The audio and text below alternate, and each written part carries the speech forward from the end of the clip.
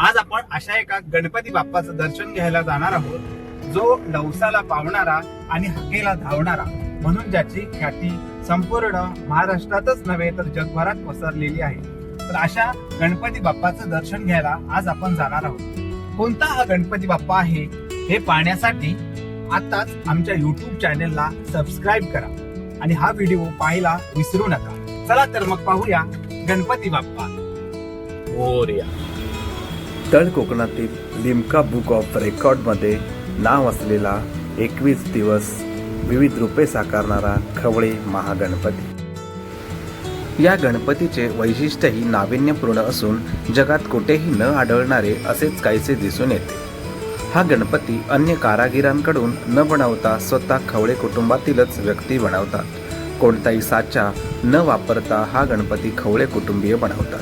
तशी प्रथाच पूर्वापार या पिढीकडून दुसऱ्या पिढीकडे चालत आली आहे. सुमारे 1.5 टन माती त्यांच्याच शेतजमिनीतून आणली जाते. नारळी पौर्णिमेला सुवर्ण नारळ सागराला अर्पण केल्यानंतर मूर्ती घडवण्यास प्रारंभ होतो.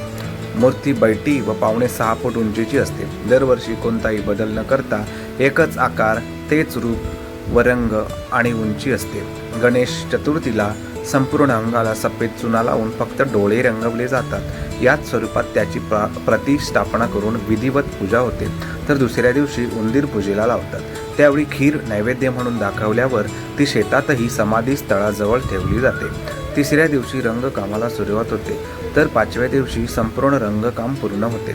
संपूर्ण अंगाला लाल रंग, चंदेरी रंगाचा अंगरखा, पिवळे पितांबर, सोनेरी मुकुट, त्यावर 5 फण्यांचा नाग, मागे गोल कागदी पंखा व हातावर शेला अशी विलोभनीय मूर्ती साकारली जाते.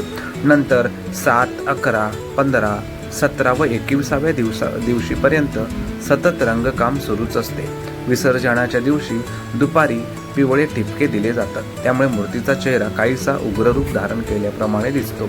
अशा प्रकारे 21 दिवसात विविध रूपे साकारणारा हा एक विसर्जन सोहळ्यासाठी पंचक्रोशीतील शेकडो भाविक, खवळे बांधव, त्यांचे सर्व पाहुणे व गावातील नागरिक बहुसंख्येने उपस्थित असतात. पुरुष मंडळी फेर धरून नाचू लागले की निरोपाची वेळ येते. पाण्यात प्रथम उंदीर मामाला नेण्यात येते. नंतर सागाची फळी पाटाखाली घालून महागणपती खांद्यावरून पाण्यात नेला जातो आणि विधिवत विसर्जन.